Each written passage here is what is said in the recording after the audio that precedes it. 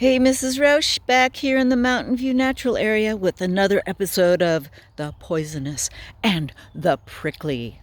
So today we're going to look at another prickly one out here, but we're going to look at a few other, well, actually we're going to look at several pricklies.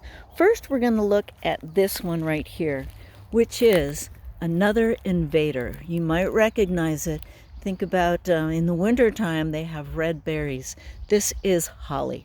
So I clipped off a piece and we're gonna bring it with us to do a little comparison. So this holly is really from England. It's called English holly. And it doesn't belong here. But, it doesn't belong here because it's another one of those ones that tricks birds, because those red berries, birds love the red berries, and they spread them around, and then this starts popping up in forests and in woods, like here under our trees, where it doesn't belong because it takes away the space and the resources for the native plants that really should be here.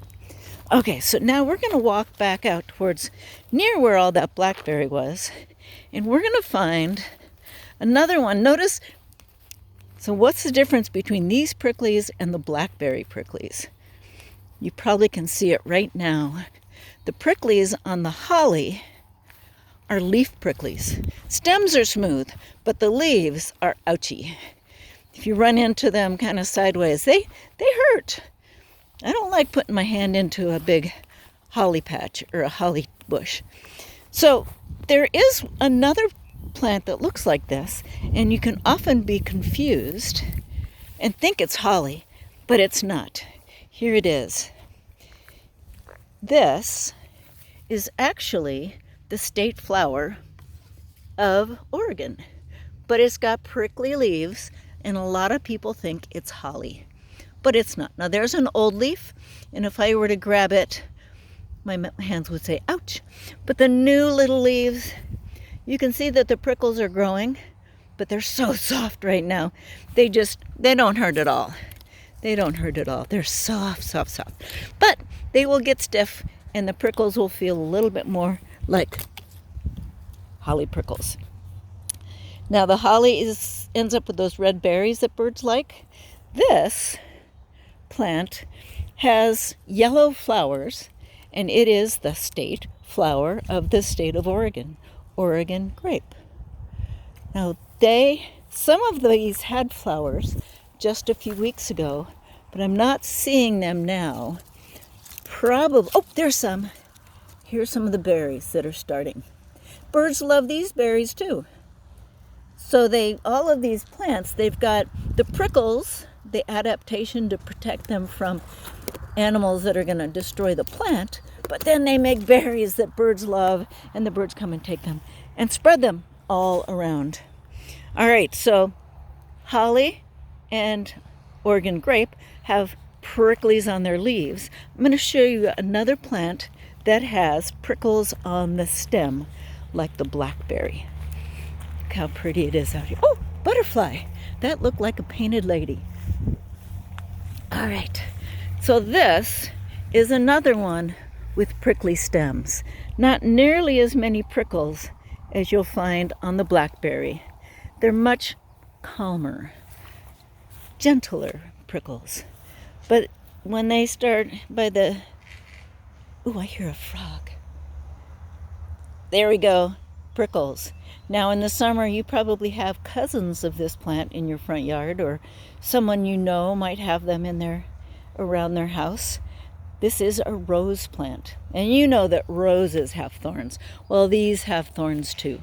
So they're not going to be fun to grab, but they make up a really pretty flower, a beautiful flower. And then, we're going to need to walk down a little ways. So they have prickles, they have thorns, and they also have a beautiful flower, but they also are another plant that puts out something that both animals and humans like. So the calapuya, with the roses, they liked to gather a little thing called hips, rose hips. They are this where they hold the seeds. So after the rose is done, you've probably seen them on some plants. We have a few here. Now, I don't know what kind of, I've never seen the hips on that other rose, but this rose has very obvious rose hips. Let's find them. Here they are. Get the camera in the right spot. They're kind of looking in the wrong direction. There we go. Rose hips. They are full of vitamin C.